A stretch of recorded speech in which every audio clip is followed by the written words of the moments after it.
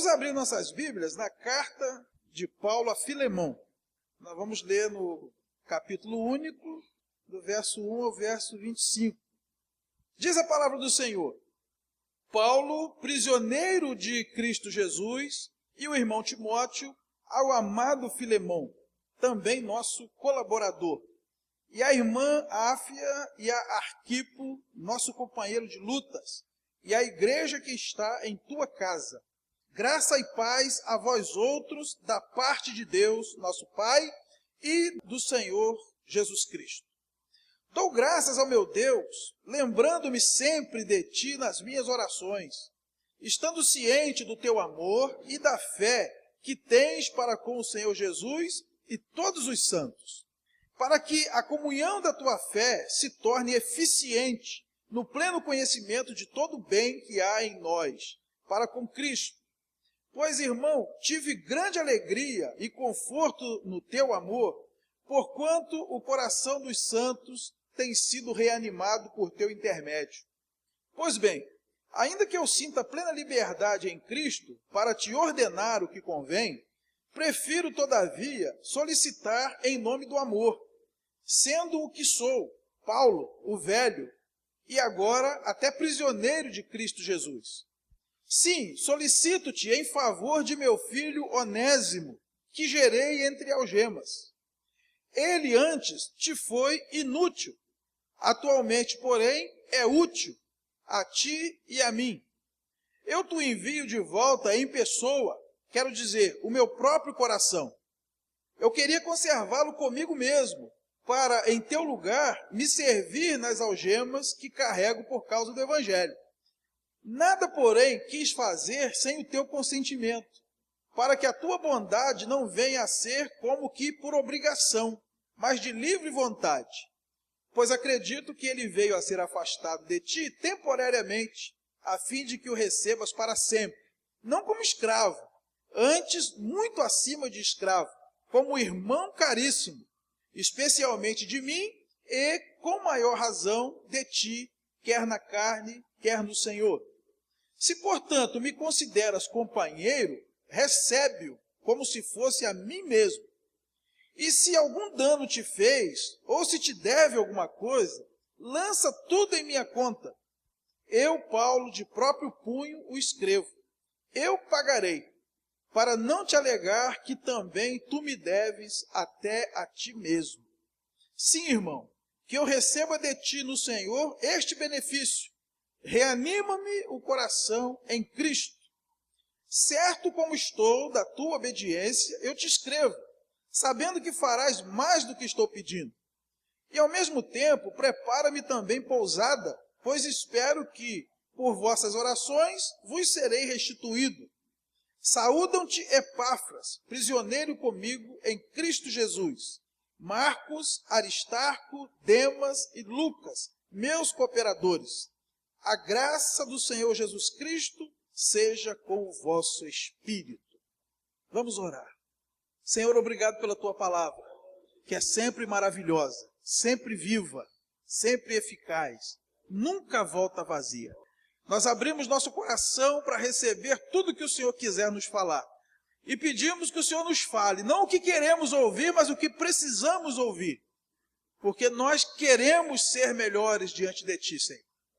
Sabemos que por nós mesmos não temos a menor condição. Mas esperamos que as misericórdias do Senhor se renovando a cada manhã, a graça do Senhor superabundando em nossa vida. Com isto, nós conseguiremos ser mais parecidos com Jesus. E poderemos te honrar mais e te servir mais e melhor, que é o que nós queremos. Nesse momento, prepara um ambiente tranquilo para ouvirmos a tua palavra, meditarmos nela, sermos transformados por ela. Repreenda toda manifestação contrária à tua palavra e faz com que somente a voz do teu Espírito se faça ouvir em nossa alma nesse momento, em nome de Jesus. Amém. Graças a Deus. Como ser um servo útil? É sobre isso que eu quero conversar com a igreja nessa noite. Conforme nós lemos aqui no versículo 1 desta epístola, É uma carta particular, escrita pelo apóstolo Paulo, direcionada a Filemon, provavelmente na cidade de Colossos. Foi escrita durante uma das prisões de Paulo, em Roma, conforme nós lemos aí do verso 9. Então foi por volta do ano 60 depois de Cristo. Filemon era um crente rico. Ele foi convertido pela pregação de Paulo, tornando-se um colaborador e amigo. Nós vemos isso no verso 1, no verso 7, no verso 17 e no verso 19. Inclusive, na sua casa se reunia uma igreja, conforme está escrito aí no verso 2. Um de seus escravos, chamado Onésimo, tinha fugido e, pelo que parece, tinha furtado dele alguma coisa. Está aí no verso 18. E segundo a lei romana, em vigor na época, esse escravo deveria ser castigado com a pena de morte. Só que Onésimo, na fuga, também se tornou cristão, mediante a pregação de Paulo, está aí no verso 10, e ele agora, regenerado, está disposto a voltar para o seu Senhor. Então Paulo escreve essa carta, apelando a Filemon que o receba de volta, não só como escravo, mas como irmão em Cristo, está aí no verso 16. Uma breve leitura dessa carta é suficiente para nos ensinar que a escravidão, ela é e sempre foi incompatível com o Evangelho de Cristo. Paulo mesmo já havia ensinado aos coríntios, lá em 1 Coríntios 7, 21, ele diz, olha, você é escravo, mas se você puder se libertar, se liberte.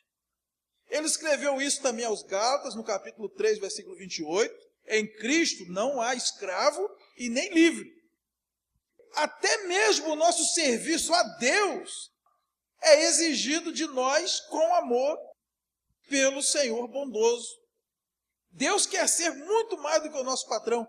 Ele deseja ser nosso amigo e ele quer ser o nosso pai. A história de Filemon e Onésimo é a nossa história com Deus. E eu quero caminhar com os irmãos sobre 3 aspectos que nós aprendemos aqui com esse escrito de Paulo. Primeira coisa, fomos criados para servir a Deus, mas não somos obrigados a servir. O nome Onésimo significa útil, proveitoso. Bem sugestivo esse nome. O servo precisa ser útil, porque senão não serve. A menção feita a Onésimo no verso 11 diz exatamente isso. Ele antes te foi inútil, mas agora ele é útil. A palavra servo e útil, elas têm que caminhar de mãos dadas. Não tem como existir um servo inútil. Para que serve um servo que não serve? Como é que é a nossa participação na obra de Deus? Nós somos úteis ou somos inúteis? Escrevendo aos Efésios, Paulo diz que nós fomos predestinados para o louvor da glória de Deus por meio de Cristo. Isso está lá em Efésios capítulo 1, versículos de 3 a 6. Bendito o Deus e Pai de nosso Senhor Jesus Cristo, que nos tem abençoado com toda sorte de bênção espiritual nas regiões celestiais em Cristo, assim como nos escolheu nele antes da fundação do mundo, para sermos santos e irrepreensíveis perante ele, e em amor nos predestinou para ele, para a adoção de filhos, por meio de Jesus Cristo, segundo o beneplácito de sua vontade, para louvor da glória de sua graça, que ele nos concedeu gratuitamente no amado. Nós fomos predestinados para servir a Deus. Ou seja, antes da fundação do mundo, nós fomos predestinados para o louvor da glória de Deus. Ou seja, antes de Deus nos criar, Ele já nos deu um destino que era para servi-lo. Então não faz o menor sentido um ser humano não servir a Deus. Também escrevendo aos Romanos, ele diz que fomos predestinados para sermos conformes à imagem do seu Filho. Está lá em Romanos capítulo 8, 29. Aos que de antemão conheceu, também os predestinou para serem conformes à imagem do seu Filho, a fim de que ele seja o primogênito entre muitos irmãos. Então Deus nos destinou antes da criação para sermos iguais a Cristo. Jesus Cristo, o homem perfeito, ele disse: eu não vim para ser servido, eu vim para servir. Lá em Mateus 20, 28 diz isso. Lá em Atos capítulo 10, 38, Pedro vai dizer que Jesus foi um varão ungido que andou por toda parte fazendo bem e curando todos os oprimidos do diabo. Então, se nós somos destinados a ser imagem de Jesus, nós somos destinados a ser servos. A Bíblia diz que nós fomos salvos para servir. 1 Tessalonicenses capítulo 1, versículo 9, Paulo vai dizer que os cristãos de Tessalônica deixaram os ídolos e passaram a servir o Deus vivo e verdadeiro. Se você ler lá em Êxodo, nos capítulos de 7 a 10, toda vez que Moisés comparecia diante de Faraó e pedia a libertação dos judeus que estavam escravizados no Egito, ele dizia assim: assim diz o Senhor, deixa ir o meu povo para que me sirva. Deus nunca pensou em tirar Israel do Egito para Israel ficar tomando banho de mar na Palestina, não. O propósito da nossa criação foi servir a Deus. O propósito da nossa redenção também é servir a Deus. Então, servir a Deus seria nossa obrigação. Porque para isso fomos criados. Para isso fomos resgatados. Só que Deus não quer que nós sirvamos a Ele por obrigação. Ele poderia nos impor isso, mas Ele não impõe. Inclusive, Paulo aqui a Filemão, ele faz uma menção disso. Quando Paulo intercede por Onésimo, no verso 8 ele diz: olha, ainda que eu sinta plena liberdade em Cristo para te ordenar o que convém. Mas ele diz: eu prefiro todavia solicitar em nome do amor. E depois, no verso 14, ele diz praticamente a mesma coisa. Nada, porém, quis fazer sem o teu consentimento, para que a tua bondade não venha a ser como por obrigação, mas de livre vontade. Então, como é que Deus age conosco? Ele poderia impor, mandar, porque Ele é o Senhor, Ele é o Rei dos Reis, manda quem pode, obedece quem tem juízo. No entanto, Ele não nos trata assim. Deus não nos obriga a servi-lo, Deus nos chama a servir. É por isso que muita gente não serve. Porque se Deus nos obrigasse a servi-lo, todo crente seria bom servo. Um dos atos da salvação, a Bíblia chama de redenção. Olha o que diz Colossenses 1, 13 e 14. Ele nos libertou do império das trevas e nos transportou para o reino do Filho do seu amor, no qual temos a redenção, a remissão dos pecados. A palavra redenção no grego é apolutrosis, que significa libertação efetuada pelo preço de um resgate. Redenção é você comprar um escravo e soltar. Esse é o ato de redimir.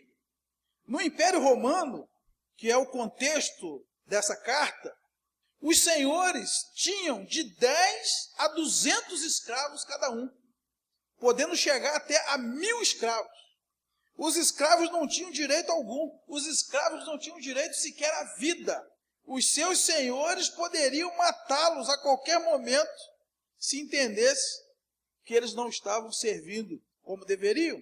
Eles eram tratados como coisas e eram vendidos em feira livre como um produto qualquer. Então o que acontecia? O camarada era levado para o escravo, alguém pagava e levava o escravo para trabalhar para ele. Ou seja, ele passava de uma escravidão a outra. Mas haviam já desde esse tempo pessoas bondosas que iam lá com dinheiro, compravam o escravo e soltavam.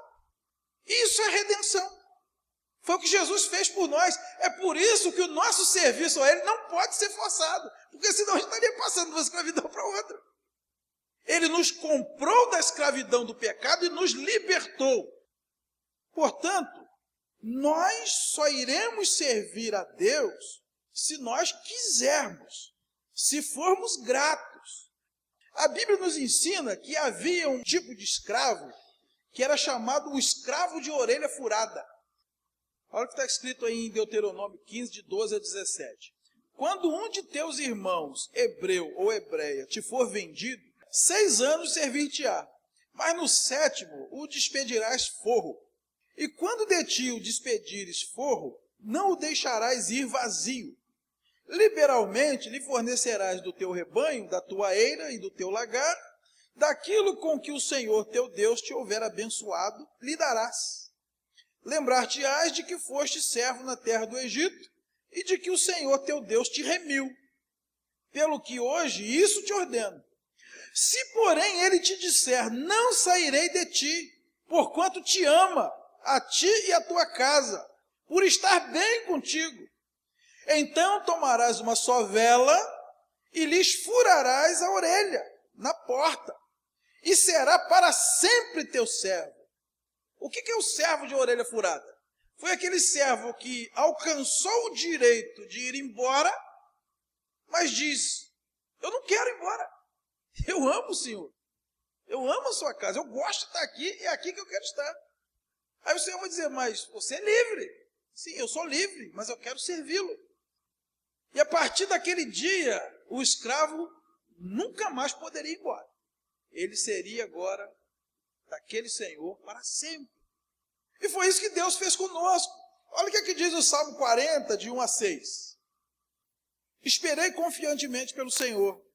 Ele se inclinou para mim e me ouviu quando clamei por socorro. Tirou-me de um poço de perdição, de um tremedal de lama. Colocou-me os pés sobre uma rocha e me firmou os passos. E me pôs nos lábios um novo cântico, o hino de louvor ao nosso Deus. Muitos verão essas coisas, temerão e confiarão no Senhor. Bem-aventurado o homem que põe no Senhor a sua confiança e não pende para os arrogantes, nem para os afeiçoados à mentira. São muitas, Senhor, Deus meu, as maravilhas que tens operado, e também os teus desígnios para conosco. Ninguém há que se possa igualar contigo. Eu quisera anunciá-los e deles falar, mas são mais do que se pode contar. Sacrifícios e ofertas não quiseste, furaste as minhas orelhas. Holocaustos e ofertas pelo pecado não requeres. Aqui faz menção ao escravo de orelha furada de Levítico. Deus me tira do tremedal de lama, me salva, me põe os pés numa rocha, me firma os passos, põe nos meus lábios um novo cântico e fura as minhas orelhas. Eu agora sou servo dele para sempre. Então, queridos, Onésimo significa útil, mas ele vacilou e se tornou inútil. Mas agora ele encontra o Evangelho, ele encontra Cristo e decide voltar para o seu Senhor e se tornar útil de novo. Essa é a obra do Evangelho. Alguém que era útil se tornou inútil e agora em Cristo nós voltamos para a casa do Pai. Quantos Onésimos estão por aí, né? Quantos servos que eram úteis, mas resolveram querer viver a sua própria vida e se tornaram inúteis. Nós fomos criados para servir a Deus, mas não somos obrigados a isto. Nós precisamos escolher servir a Deus. E se nós não escolhermos servir a Deus, nós seremos servos inúteis. Segundo lugar, nós precisamos reconhecer que devemos servir por amor a um Deus amoroso. O nome Filemon significa amoroso, amigo, podendo também significar afetuoso, benévolo, indicando assim uma forte relação de compaixão, geralmente demonstradas por meio da amizade que leva em conta as falhas do outro e sabe como perdoá-las. Filemon vem do grego filho, é o amor de irmão. Filemon também pode ser traduzido como aquele que beija. Filemon é um tipo de Deus, é um Senhor amoroso. Paulo mesmo define Filemon como alguém que amava e abençoava os irmãos. Está aí no verso 5 e no verso 7. Obviamente que Deus é o Senhor e que nós somos os seus servos. A Bíblia diz o tempo todo que como servos nós devemos servir a Deus e somente a Deus. Só que esse Deus é um Deus amoroso. Não é um ditador que nos impõe a sua vontade debaixo de chicote. Lá em João capítulo 15, versículo 15, está escrito que ele também quer ser nosso amigo. Já não tenho-vos chamado servos, tenho-vos chamado amigos, porque o servo não sabe o que faz o seu senhor. Mas vós, tudo que eu faço, eu vos dou a conhecer. Lá em Gálatas capítulo 4, versículos 6 e 7, Deus diz também que quer ser nosso Pai. E porque vós sois filhos, enviou Deus ao nosso coração o Espírito de seu Filho, que clama, Abba, Pai, de sorte que já não és escravo, porém filho, e sendo filho, também herdeiro por Deus. Perceba como Deus não quer ser só um senhor de escravos. Ele quer ser amigo e quer ser o nosso Pai. Lá em Filemão, versículos 15 e 16, Paulo diz assim, a fim de que o recebas para sempre, não como escravo, antes muito acima de escravo, como irmão caríssimo. Você, Filemão, como senhor amoroso, não pode agora recebê-lo como escravo. Você tem que tratá-lo de modo muito superior. Ele agora tem que ser tratado como seu irmão em Cristo. Irmãos, nós servimos a um Deus amoroso, a um Deus afetuoso, a um Deus que beija, a um Deus que tem compaixão, que não nos impõe um jugo pesado, como se fosse uma escravidão. Lá em Mateus 11, 28 a 30, um texto que todos nós conhecemos, Jesus diz o quê? Vinde a mim, vós que estáis cansados, sobrecarregados, e eu vos aliviarei. Tomai sobre vós o meu jugo e aprendei de mim, porque sou manso e humilde de coração, e achareis descanso para as vossas almas, porque o meu jugo é suave e o meu fardo é leve. 1 de João, capítulo 5, versículo 3, vai dizer, os meus mandamentos não são penosos. Muita gente não quer servir a Deus porque acha que Deus quer arrancar nosso couro. Roberto Carlos fez uma música que fala assim, ó, parece que tudo que eu gosto é ilegal, é imoral ou engorda. Fica parecendo que tudo que é bom na vida, Deus proíbe. Irmãos, tudo que Deus limitou ao homem foi para o nosso bem. Quando Deus estabelece o sexo para o casamento, Ele está pensando no nosso bem. Quando Deus proibiu comer aquelas carnes gordurosas lá no deserto, Ele estava pensando no nosso bem. Tudo que Deus limita é para o nosso bem, porque Ele nos ama. Os mandamentos dele não são penosos. E aquele que é liberto em Cristo agora é livre para escolher aquilo que é melhor para si. Nós podemos não beber, nós podemos não fumar, nós podemos não julgar, nós podemos não fazer sexo ilícito, nós podemos não roubar. Antigamente a igreja era chamada de bitolada porque não deixava os crentes fumar nem beber. Hoje o governo está desesperado para o pessoal não fumar e não beber. Ué, mas a igreja não estava errada? Deus sabe das coisas, irmãos. Quando Ele nos impõe seus mandamentos, Ele quer nos garantir uma vida de comunhão com Ele e com o próximo, e Ele quer nos garantir uma longa vida na face da terra. Então, Deus não nos impõe jugo pesado, muito pelo contrário. Lá em Romanos 8, 26 diz que o Espírito nos assiste em nossas fraquezas. Assistir aí é dar assistência. E o verbo no grego aqui significa aquele que trabalha lado a lado. Nós servimos a esse Deus amoroso. É como se fosse aquele fazendeiro que contrata lá um peão para roçar e capinar e pega uma enxada e também vai capinando junto para dar uma mão. É isso que Deus faz conosco. Claro que Ele não precisaria fazer isso. Ele poderia mandar e nós teríamos que obedecer. Mas Ele ainda pega junto para ajudar. Ele trabalha junto conosco. Quando nós entendemos isso, nós servimos muito melhor, porque nós somos constrangidos pelo amor de Deus, conforme está escrito lá em 2 Coríntios, capítulo 5, versículo 14. Por que a gente trabalha na obra de Deus? Porque Ele está com o chicote levantado? Por que nós assumimos responsabilidade na igreja? Por que nós evangelizamos, pregamos a palavra dele até os confins da terra, contribuímos aqui no ofertório, frequentamos a congregação, ajudamos nos mutirões, limpamos, varremos, muitas vezes sofremos, somos perseguidos, maltratados. Por quê? Porque o amor de Cristo nos constrange. Ele morreu por nós. Ele é um Senhor amoroso. Deus é o nosso Filemon, um Senhor afetuoso, um Senhor que nos abraça e nos beija, e por isso nós o servimos cada vez melhor. Concluindo, irmãos, não há a menor possibilidade de sermos úteis para Deus, a não ser que nós estejamos na sua presença. A partir do momento que Onésimo fugiu, se tornou inútil. A carta de Paulo a Filemão, eu não sei se vocês perceberam, tem muita semelhança com a parábola do filho pródigo. Filemão talvez tenha roubado algum dinheiro. O filho pediu dinheiro ao pai. E da mesma forma, foi embora. A Bíblia não fala qual foi a motivação de Onésimo. Talvez não ter que acordar cedo, ou não querer trabalhar, ou aproveitar um pouco dos prazeres do mundo. Assim como aquele filho pródigo um dia chegou à conclusão que na casa do pai não estava bom. Nos dois casos, irmão, não deu certo. Onésimo quebrou a cara, o filho pródigo quebrou a cara também. Que bom que os dois voltaram.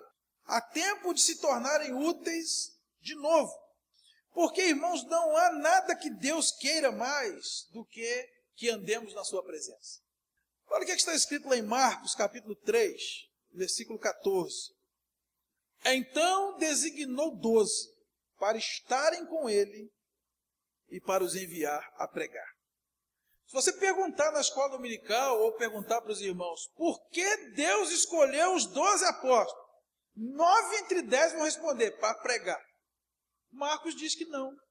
Jesus escolheu os 12 para estarem com ele. E estando com ele, os enviou a pregar. Mas o primeiro propósito não foi para trabalhar, foi para estar com ele. Tem gente que acha que a vida cristã é uma trabalheira doida, não pode ficar parado um minuto. Coisa boa é descansar na presença de Deus. Esse é o chamado. Quando Deus se revela a Abraão, lá em Gênesis 17, de 1 a 5, ele tinha 99 anos. Já havia recebido a promessa há um tempinho. Deus fala para ele o seguinte: anda na minha presença e sê perfeito. As coisas vão acontecer, rapaz. As promessas vão se cumprir. Só se preocupa com uma coisa: anda na minha presença e ser perfeito. E daí a 1 ano, estava lá Isaac chorando. Em Gênesis 5, 24, nós lemos que Enoque andou com Deus. E já não era, porque Deus o tomou para si. Deus gostou tanto de ver Enoque andando na sua presença, que o levou para ficar na sua presença para sempre no céu. Depois, em Gênesis 6, 9, diz que Noé andava com Deus, no meio de uma geração corrompida e corrupta. E Deus gostou tanto de ver Noé andando com ele, que o preservou na terra, para que ele pudesse continuar andando com Deus. Longe da presença de Deus, não há nada que possamos fazer para agradá-lo. Jesus nos redimiu, nos chamou para servi-lo. Nós aceitamos, nos tornamos servos de orelhas furadas. Ficaremos para sempre com ele, em sua presença, até na eternidade. Não porque ele nos ameaçou com o inferno, mas constrangidos pelo seu grande amor. O nosso chamado é ficar na casa do Senhor amoroso, porque fora de lá, nós nunca poderemos ser servos úteis. Onésimo, longe de Filemão, é inútil. Da mesma forma, eu e você, longe da presença de Deus, também seremos inúteis. Vamos ficar de pé, queridos. Nada como ser um redimido, nada como ser filho de Deus. E bem cedinho de manhã, saber que as misericórdias do Senhor se renovarão.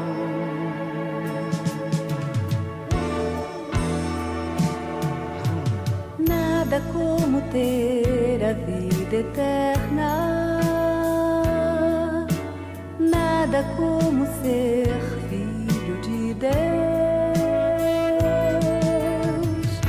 Em meio a tantas incertezas que querem me cercar, eu sei que salvo sou.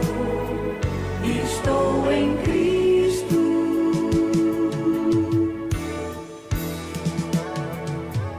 Nada como ser um servo útil. Nada como ser filho de Deus. E passo a passo então sentir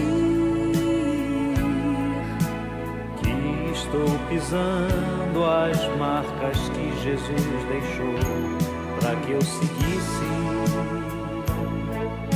Sim, para que eu seguisse com muita fé, pois Cristo está comigo onde quer que eu vá, nas horas de alegria e de dor, e nada neste mundo pode ser melhor do que estar bem perto do Senhor.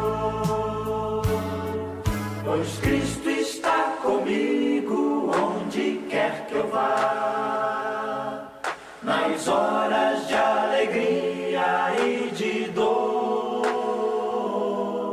e nada